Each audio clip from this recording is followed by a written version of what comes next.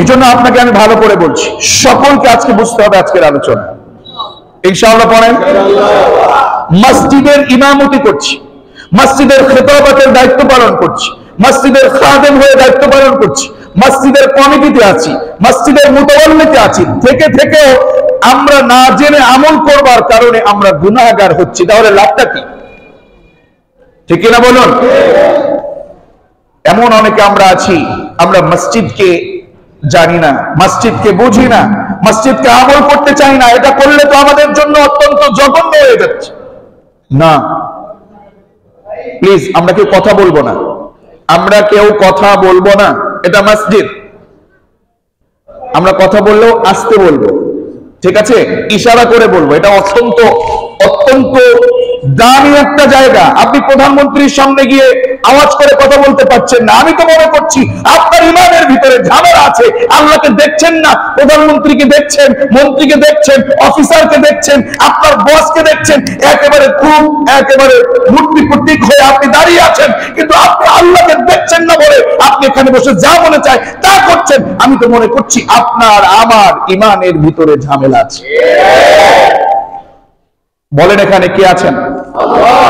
আপনাকে আমাকে কে দেখছেন? আল্লাহ is observing me, Allah is watching me, Allah is watching us, Allah is observing us. তিনি আমাদেরকে দেখছেন, তিনি আমাদেরকে অবজার্ভ করছেন। So be careful, একেবারে সাবধানতা অবলম্বন করব। করা যাবে না ইনশাআল্লাহ? আমি আমার জন্য বলছি না, ও আমার কলিজার টুকরো তরুণ যুবকেরা, আমার বাবাজিরা, আমি আমার জন্য বলছি না, আমি সবার জন্য বলছি।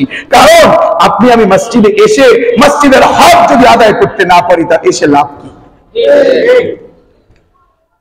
আমার বন্ধুগণ, আমার মুসলিম মুত্তাকুন মুমিনুন ভাইয়ারা, ব্যক্তিগত কোন মানুষের কাছে, সম্মানিত কোন মানুষের কাছে যাবার বেলায় আমাদের অনেক ম্যানার্স মানতে হয়, কিন্তু আল্লাহর এই ঘরে আসতেও আমাদের অনেক ম্যানার্স মানতে হয়, কিন্তু আমরা মানি না। ঠিক না? এজন্য মসজিদের গুরুত্ব, তাৎপর্য এবং এই মসজিদে আসতে, এই মসজিদ খিদমত করতে, ইভেন আমাকে দায়িত্ব পালন করতে, আমাকে আজকে গোটা কোরআন এবং সুন্নাহ ভিত্তিক আমল করতে গিয়ে আমি নিজে 15টি আদব আপনাদের সামনে পেশ করবার জন্য আমি সুন্দরভাবে নোট করে নিয়ে এসেছি। ইনশাআল্লাহ যদি মালিক তৌফিক এনায়েত করেন আমি আপনাদেরকে বলবো, আর আপনারাও আমলের উদ্দেশ্যে শুনবেন ইনশাআল্লাহ। করুন না ইনশাআল্লাহ। এক নম্বর হচ্ছে, আপনি এই মসজিদে এসেছেন, আপনি আমি মসজিদে এসেছি, এই মসজিদে এসে এই মসজিদকে আমার জন্য, আমি নেতা হব এজন্য, আমি কমিটিতে থাকবো এজন্য, আমার ক্ষমতা বাড়বে এজন্য, আমি খিতাবতের দায়িত্ব পালন করছি, আমাকে মানুষ খতিব সাহেব বলবে এজন্য, আমি ইমামতের দায়িত্ব পালন করছি, আমাকে মানুষ ইমাম বলবে এজন্য, আমার একটু ভাব পারবে এজন্য যদি আমি করি, আল্লাহর কসম করে বলছি এই দুনিয়ায় হয়তো সম্মান পেয়ে যাব, কিন্তু কিয়ামতের ময়দানে আল্লাহ আমার আমলটাকে তুলে দেবে, আমার মুখের উপরে নিক্ষেপ করবে। কথা বলো ঠিক না? আমরা কি সেটা চাই, নাকি এখানে আমল করে সেখানে পেতে চাই? এখানে আমল করে সেখানে পেতে চাই কি চাই না? এজন্য মসজিদ পরিচালনা করতে হবে, মসজিদ প্রতিষ্ঠা করতে হবে, মসজিদের কাজ করতে হবে তাকওয়ার ভিত্তিতে। কিসের ভিত্তিতে? বলুন না, কিসের ভিত্তিতে? তাকওয়ার ভিত্তিতে আপনাকে মসজিদে আসতেও হবে, মসজিদের কাজ করতে হবে। মসজিদের ইমামতি করছেন, তাকওয়ার ভিত্তিতে করতে হবে। মুয়াজ্জিন করছেন, তাকওয়ার ভিত্তিতে করতে হবে। খতিব সাহেব হয়েছেন, আপনাকে তাকওয়ার ভিত্তিতে মসজিদে কাজ করতে হবে। আপনি মসজিদের কমিটির ভিতরে নাম পেয়েছেন, আল্লাহ আপনাকে রহমত এবং করুণা করে নাম দিয়েছেন, আপনাকে অবশ্যই তাকওয়ার ভিত্তিতে সেটা করতে হবে। কথা বলেন ঠিক কি না? এজন্য আপনাকে আমাকে এক নম্বরে আল্লাহ সন্তুষ্ট অর্জন করবার জন্য আমাকে আপনাকে এখানে কাজগুলো করতে হবে। কেননা বিশ্বনবী সাল্লাল্লাহু আলাইহি ওয়াসাল্লাম হাদিসের ভিতরে, ইভেন কোরআনের ভিতরে যতগুলো আয়াত কারিমা আছে, যতগুলো রাসূলের বাণী আছে, সবগুলো বাণীতে তিনি এভাবেই মসজিদের জন্য আলাদা স্পেসিফিক করে বলেছেন, মান বানা লিল্লাহি মসজিদান। মান বানা লিল্লাহি কেন বললেন?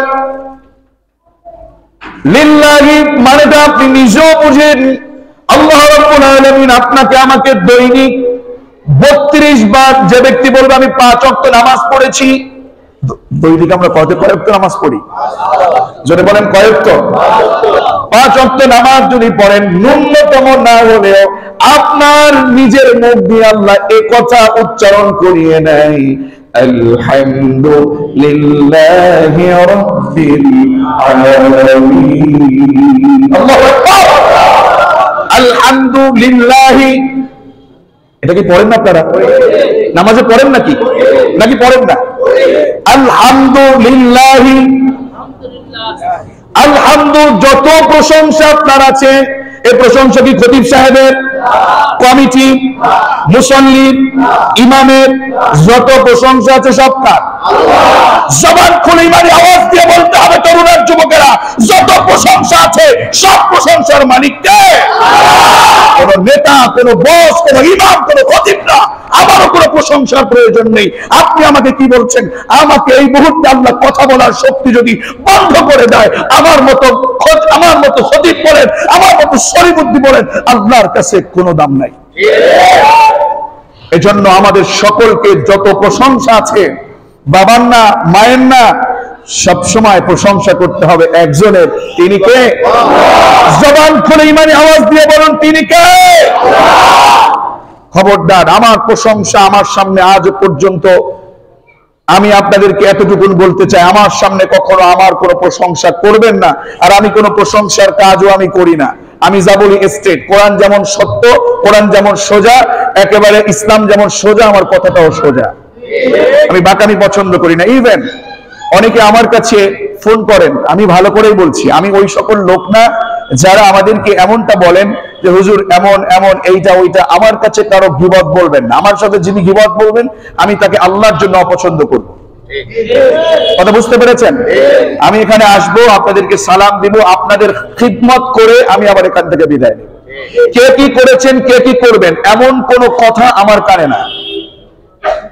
কেউ কারো গীবত করবেন না। খাদেম হয়েছেন, মুয়াজ্জিনের গীবত চলবে না। মুয়াজ্জিন হয়েছেন, ইমামের গীবত চলবে না। কথা কি বুঝে আসছে? আমরা যারা দায়িত্ব পালন করছি আমাদের সমাজের ভিতরে, আমার ছোট্ট জীবনে সবচেয়ে বেশি আমার যতটুকু দেখা যাচ্ছে, আমরা আলেম বলেন, সাধারণ মানুষ বলেন, গীবতের ভিতরে আমরা ঢুকে যাচ্ছি বেশি। আমরা গীবত করব না। আমরা যদি গীবত করি, আমার আমল নামা আপনার আমলে অলরেডি চলে যাচ্ছে। কথা বুঝে আসছে? আমাদের যত ইমাম আমরা নাম পেয়েছি, সব ইমামের ভিতরে আমরা ইমামে আযম বলি হযরতে আবু হানিফা রাহিমাহুল্লাহ। আল্লাহ তাকে মাফ করে দিক, আল্লাহ তাকে জান্নাতের জন্য কবুল করে। তিনি একটা পরামর্শ দিয়েছেন, এই তোমরা গীবত করতে চাও, যদি গীবত করতেই চাও একান্ত, তাহলে নিজের আপন বাবা মার গীবত করো। কার গীবত? আপনাদের কষ্ট হচ্ছে নাকি? কথা বলতে কষ্ট হচ্ছে? আমি শিখতে এসেছি। সেই 12টা 30-এর সময় কথা বলা শুরু করেছি। কতক্ষণ? আর 40-45 মিনিট, একটু বেশি না। একটু শিখতে এসেছি, অ্যাক্টিভলি আমরা শুনবো ইনশাআল্লাহ। আবু হানিফা বললেন রাহিমাহুল্লাহ, তোমার বাবা মার গীবত করো। কার গীবত? যদি গীবত একান্ত করতেই মনে চায়, তার কারণ তুমি যদি কোন আব্দুল্লাহ নামক কোন ব্যক্তির গীবত করো, সেই গীবত করার কারণে তোমার আমল নামায় যতটুকুন সওয়াব আছে, এই সওয়াবটুকুন তার আমল নামায় চলে যায়।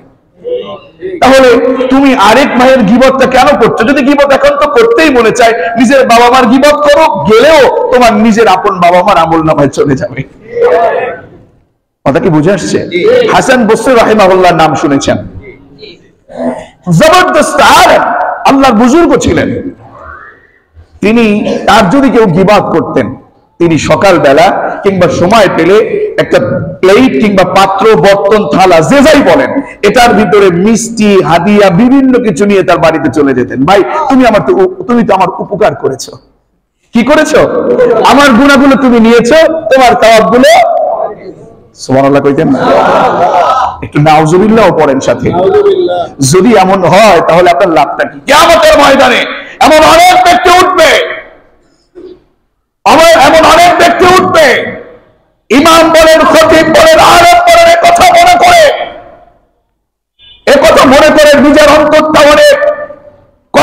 সৃষ্টি হয়ে যায়, কিয়ামতে এমন অনেক আলেম উঠবে, এমন অনেক সাধারণ মানুষ উঠবে, নিজে মনে করবে আমি তাহাজ্জুদ গুজারি, আমি অনেক মসজিদের দায়িত্ব পালন করেছি, আমি খাদেম ছিলাম, আমি মুয়াজ্জিন ছিলাম, আমি খতিব ছিলাম, আমি বক্তা ছিলাম।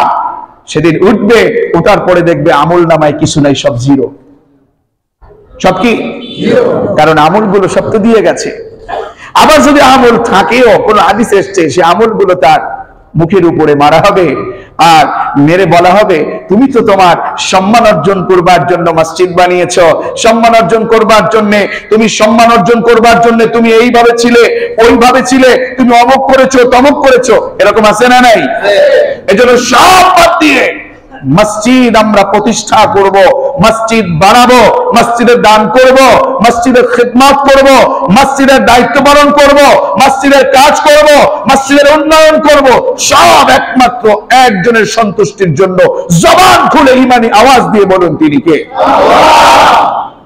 এজন্য রাসূল বলেছেন মান বানা লিল্লাহি, যেমন আলহামদুলিল্লাহ, এই কথা থেকেই তো আমি বলেছি যত প্রশংসা সব কার?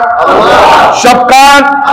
ঠিক সেইভাবে মান বানা লিল্লাহি মাসজিদান, মসজিদ বানাবা, মসজিদের কাজ করবা, যত কাজ তুমি করবা সব কাজগুলো লিল্লাহি, কার জন্য?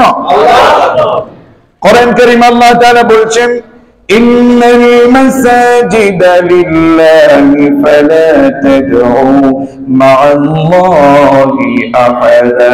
সুবহানাল্লাহ। ইন্নাল মাসাজিদা, নিশ্চয়, আল্লাহ বলছেন নিশ্চয়, মাসাজিদা, মাসাজিদ শব্দটা হচ্ছে মসজিদ শব্দের বহুবচন, মানে প্লুরাল, সিঙ্গুলার প্লুরাল। মসজিদ হচ্ছে সিঙ্গুলার আর মাসাজিদ হচ্ছে প্লুরাল। কত কি বোঝা যাচ্ছে আমার? গ্রামার বা এডুকেটেড পারসন আপনারা বোঝার কথা। তাহলে আল্লাহ তাআলা এখানে বলছেন ইন্নাল মাসাজিদা, তোমার চোখে যতগুলো মসজিদ আছে সব মসজিদগুলো লিল্লাহি, কার জন্য? কার জন্য? এজন্য আল্লাহর জন্য যদি কোনো মসজিদ করতে চান, আল্লাহর জন্য কোনো মসজিদ যদি আপনি বানাতে চান, তাহলে আপনাকে সেটা তাকওয়ার ভিত্তিতে করতে হবে। কিসের ভিত্তিতে? বিশ্বনবী সাল্লাল্লাহু আলাইহি ওয়াসাল্লাম মক্কা থেকে মদিনায় চলে গেছেন। মদিনায় যাবার পরে মুনাফিকদের একটা মসজিদ ছিল, মসজিদে দিরার। এটা মুনাফিকদের মসজিদ। কাদের? বিশ্বনবী মসজিদে দিরারের ভিতরে কাউকে নামাজ পড়তে যেতে দিলেন না। তার কারণ ওই মসজিদে দিরারে একটা অন্যতম কর্মসূচি ছিল, সব ষড়যন্ত্র করবে, মুসলমানদের ষড়যন্ত্র করবে। আমি ভাব নেওয়ার জন্য আমি মসজিদের অমুক, আমি মসজিদের তমক, আমি অমুক তমক, এইভাবে ভাব নেওয়ার জন্য মসজিদ প্রতিষ্ঠা করেছে। আল্লাহ তাআলা জিবরাইলের মাধ্যমে জানিয়ে দিয়েছেন। আর আল্লাহর রাসূল সাল্লাল্লাহু আলাইহি ওয়াসাল্লাম সেই মদিনার পথে মসজিদে নববী বানানোর আগে, মসজিদে নববী বানানোর আগে মদিনায় যাবার প্রথমেই বিশ্বনবীর প্রথম যে কাজ হয়েছে সেটা ছিল মসজিদে কুবা। সুবহানাল্লাহ। এই মসজিদে কুবা যারা হজ্জে গিয়েছেন, আমরা যারা উমরায় গিয়েছি, সেখানে গেলেই কিন্তু আমরা 2 রাকাত করে নামাজ পড়ি। আপনারা গিয়েছেন কিনা মসজিদে কুবা? গিয়েছেন তো? মসজিদে কুবায় গিয়ে যে কোনো নামাজ পড়বেন, আল্লাহ তাআলা আপনার আমল নামায় কবুলিয়ত একটা উমরার সওয়াব লিখে দেবেন। বিশেষ করে মসজিদে কুবাতে শনিবার, মঙ্গলবার, এই 2টা বারকে বিশ্বনবী বেশি স্পেসিফিক বলেছেন। আরো অন্যান্য দিনগুলো আছে, তবে শনিবার এবং মঙ্গলবারের কথা অতিরিক্ত সুন্দরভাবে বলা আছে। তো এই জন্য মসজিদে কুবাতে গিয়ে আমরা কাজ করব। তবে আমার যেটা বলার কথা, আল্লাহ তাআলা বলছেন লামাসজিদুন উসসিসা আলাত তাকওয়া মিন আউয়াল ইয়াউম। আল্লাহু আকবার। শোনো, প্রথম দিন থেকেই মসজিদ প্রতিষ্ঠিত হয়েছে তাকওয়ার ভিত্তিতে। সুবহানাল্লাহ। তার মানে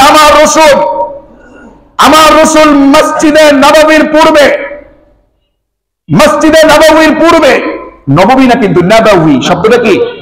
নববী, মসজিদে নববী, মসজিদে নববীর পূর্বেই মসজিদে কুবাকে আল্লাহ রাসূল নিজ হাতে বানিয়েছেন। সুবহানাল্লাহ।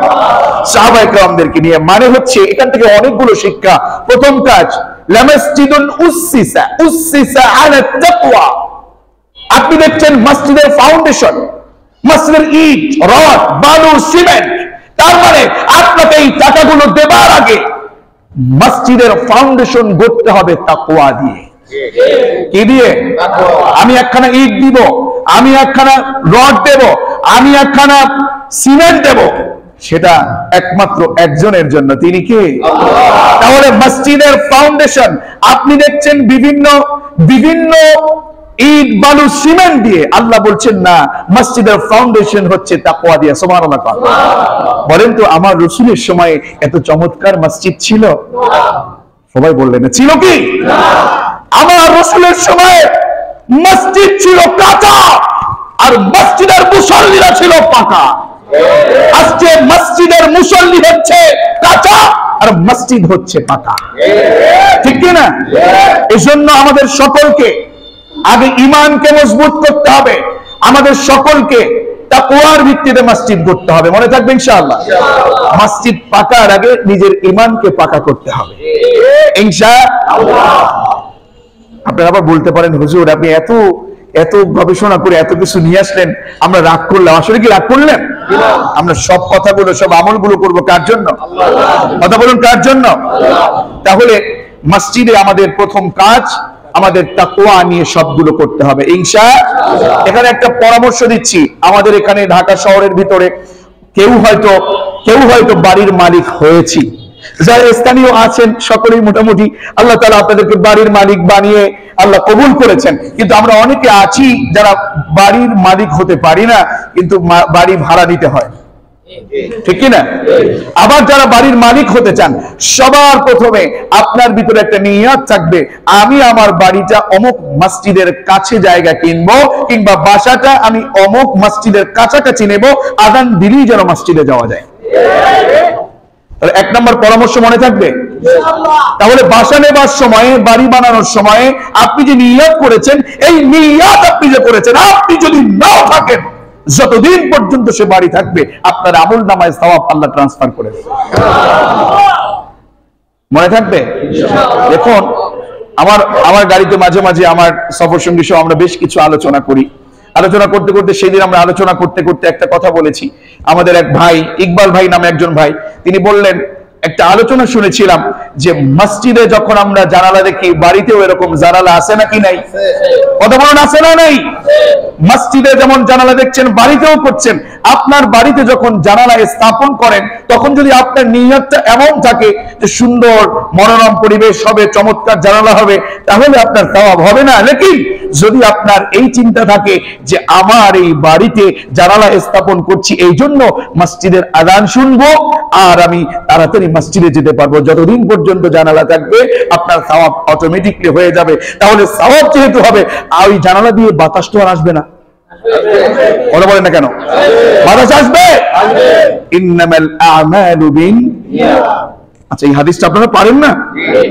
এটা তো অন্তত মাওলানা হওয়া লাগে না, এটা বাংলাদেশে এত বেশি আমল এবং আলোচনা হয়, সবার প্রায় মুখস্থ হয়ে গেছে, ঠিক কি না? ইন্নামাল আ'মালু বিন্নিয়াত। এজন্য নিয়ত আপনার যদি থাকে, আমি বাতাস খাবো এজন্য জানালা বানিয়েছি, তাহলে বাতাসই পাবেন। আর যদি আপনি নিয়ত করেন, এই জানালা এখান দিয়ে দিব, মসজিদের আযানটা আমার কানে আসবে, আমি তাড়াতাড়ি মসজিদে যাব, তাহলে আপনি দুইটা পাবেন। এখন আপনার সিদ্ধান্ত। নাও দ্য ডিসিশন ইজ ইয়োর্স। সিদ্ধান্ত আপনার কাছে, আপনি একটা নেবেন না দুইটা নেবেন। যারা মুমিন তারা খুব কৌশলী হয়, তাদের নিয়তের জায়গায় থাকে আর সব উপকারিতা পেতে থাকে। কথা বলে ঠিক কিনা? তাহলে এক নম্বর মসজিদের আদাব হচ্ছে, মসজিদে আসবো, মসজিদে কাজ করব, মসজিদে দান করব, মসজিদের পক্ষে থাকবো, মসজিদ প্রতিষ্ঠা করব, মসজিদের কমিটি হব, কিন্তু কোনোভাবেই আমরা এই মসজিদের তাকওয়ার বাইরে নয়, বরং তাকওয়া দিয়ে চলবো ইনশাআল্লাহ। বলুন ইনশাআল্লাহ। আমাদের এমন অনেকে আছে, মসজিদ গড়তে গিয়ে তাকওয়া না করে, মসজিদের কমিটির ভিতরে আমার নাম আছে, কিন্তু 1 নম্বর 2 নম্বরে না থেকে আমার নামটা হয়ে গেছে 36 নম্বরে। আবার কেউ বলিয়েন না, হুজুর 36 বলছেন কেন? আমি তো 36 কে আমি জানি না। কারো নাম আছে ধরেন 50 নম্বরে, কারো নাম আছে 25 নম্বরে।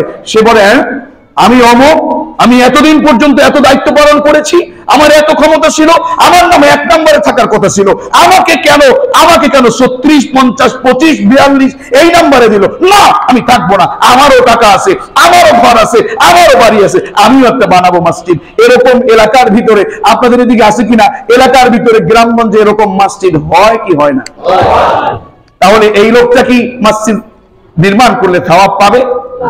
কথা বলুন, পাবে? তাহলে নেতা হবার জন্য মসজিদ বানালে, কমিটি হবার জন্য মসজিদ বানালে কোনোভাবেই সওয়াব পাওয়া যাবে না।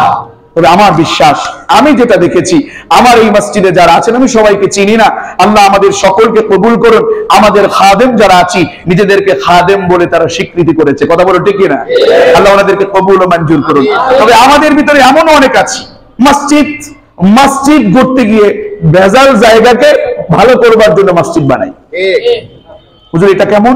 যেমন দেখবেন, এক ব্যক্তির জায়গা দখল করা যায় না, এক ব্যক্তির জায়গার ভিতরে ঝামেলা, কয় এক কাজ করো সবাই মিলে মসজিদ বানাই।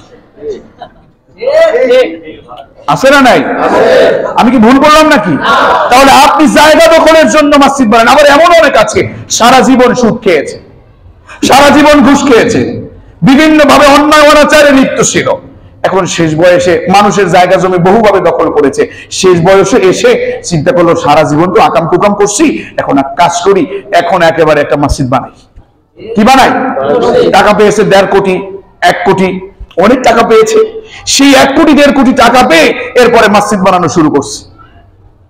মসজিদ বানাইছে, আল্লাহ আবার বলতেছে তুমি তো কাজ করছো দুইটা খারাপ, একটা হচ্ছে মানুষকে দেখানোর জন্য বানাইছো, আর একটা ভেজাল জায়গায় আমার ঘরকে স্থাপন করেছো, তোমার মুগুর হচ্ছে দুইটা, একটা না।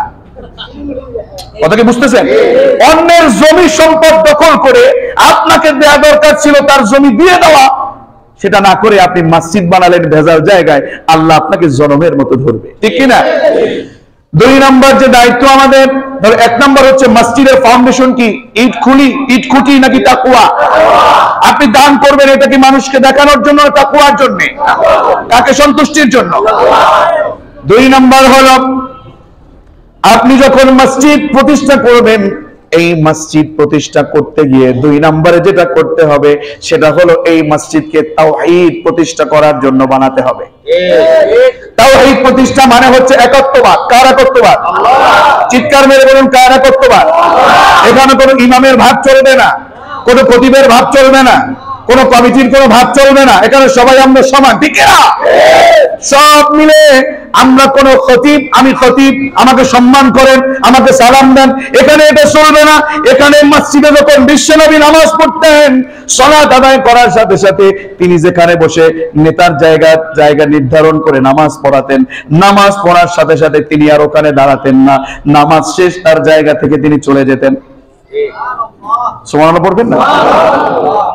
এজন্য দেখবেন ইমাম যারা যেখানে নামাজ পড়ান ওখান থেকে, ইভেন শুধু তাই না, আপনাদের জন্য মাসআলা, আপনাদের জন্য মাসআলা, যখন আপনি নামাজ পড়েছেন, নামাজ পড়ার সাথে সাথে ফরজ সালাতের পরে সুন্নাহ সালাত আপনাকে ওখান থেকে সরে পড়তে হবে। এখন হ্যাঁ, মসজিদের জায়গা, আমাদের সমাজ, হুজুর আপনি যে মাসআলা বললেন তাহলে নামাজ তো বাদ হয়ে যাবে। আসলে উচিত ছিল এই মসজিদে আসার সময় সুন্নাহ নামাজটা বাড়িতে পড়ে আসা, আবার সুন্নাতটা বাড়িতে গিয়ে পড়া। এটা যদি হয় তাহলে নামাজই আমরা প্রায় বাদ দেব, ঠিক কিনা? এই জন্য মসজিদে এসেছি, যেহেতু মসজিদে ফরজ সালাত পড়েছি, কেউ কেউ মাসআলায় এতটাও বলেছেন যে মসজিদে তুমি যেখানে জায়গায় দাঁড়িয়েছো সুযোগ হলে সরে পড়ো, না হলে পাটা একটু হালকা 1 ইঞ্চি কিংবা জাররা পরিমাণ হলে একটু নড়ে চড়ে পড়ো। যেহেতু মসজিদে আপনি যখন যাবেন সবাই যদি চলে যান, আরেকজনকে সরে যান, আরেক ভাই কষ্ট পেতে পারে।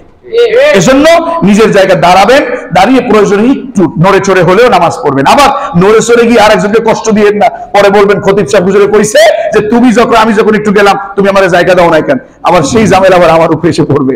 সেটা না করে আপনারা একটু আমল করতে গিয়ে খেয়াল রাখবেন বান্দার হক যেন নষ্ট। আমি যখন ইফতার পড়েছি, ইফতার কিতাবে আমি সেই দিন থেকে আমল করি না, মানে এই বদ আমলটা করি না। আলহামদুলিল্লাহ যে আমরা মসজিদে আসি, মসজিদে আসার পরে আমাদের একটা আমল আছে, মসজিদে আসার পরে। সেটা কেমন? মসজিদে আসার পরে আমার জুতাটা অনেক সুন্দর, কারণ আমার জুতাটা কিনেছি 3000 টাকা দিয়ে, আছে নাকি নাই? জুতা দিয়ে আবার আমার জুতাটা পঞ্চটা খুব সুন্দর নতুন জুতা, তাড়াতাড়ি জুতাগুলো পাড়া দিয়ে এরপরে এসে একেবারে জুতাটুকু এরকম এদিকে একটা টান ওদিকে একটা টান দিয়ে সরিয়ে নিজের জুতাটা রাখি। এরকম ঘটনা আমরা করি নাকি করি না? অল্প কয়েকজনে করেন, এরকম ঘটনা করি নাকি করি না?